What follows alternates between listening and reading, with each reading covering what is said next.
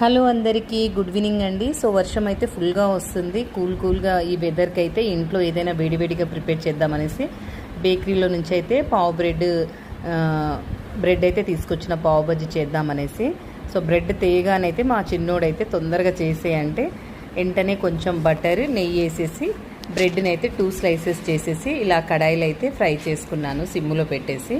పక్కనైతే కొంచెం onion, tomato, కొంచెం గరం మసాలా, ధనియాల పొడి, జీలకర్ర ఇవన్నీ వేసి మిక్సీ పట్టేసుకొని కొంచెం బటర్ వేసేసి అందులో సిమ్లో పెట్టుకొని ఈ మసాలా గ్రేవీ ప్రిపేర్ చేసుకొని కొంచెం కొత్తిమీర చల్లుకుంటే చాలా బాగుంటుందండి. బటర్ పావు బజ్జీ మసాలా అయితే చాలా సూపర్గా అయింది. ఆ కర్రీ అదైతే పిల్లలు చాలా ఇష్టంగా తింటారు. వెదర్ బయట నుంచి తేవడం కన్నా ఇట్లా మనం ఫ్రీగా ఉన్నప్పుడు కొంచెం చేస్తే పిల్లలు కూడా చాలా ఇష్టంగా తింటారు. హోమ్ మేడ్ అండి, చాలా బాగుంది. సో ఇదే మా డిన్నర్ ఈరోజు స్పెషల్ అయితే చాలా బాగా కుదిరింది. నేను కూడా టేస్ట్ చేద్దామని ఒక పీస్ తీసుకొని అయితే మా పెద్దోడు దాంట్లో తింటున్నా. పిల్లలైతే చాలా హ్యాపీగా ఎంజాయ్ చేస్తూ తినేశారు. నేను కూడా తొందరగా వచ్చినప్పుడు వాళ్ళ కోసం ఏదో ఒకటి చేద్దామని అయితే చేస్తున్నాను. ఎలా ఉందో కామెంట్ చేయండి. మీకు ఇంకేమైనా వంటలు కావాలంటే సో నాకు కామెంట్ చేయండి. నేను కంపల్సరీ మంచిగా ట్రై చేసి చూపిస్తానండి. సో ఇదైతే మనం సింపుల్గా చేసుకోవచ్చు.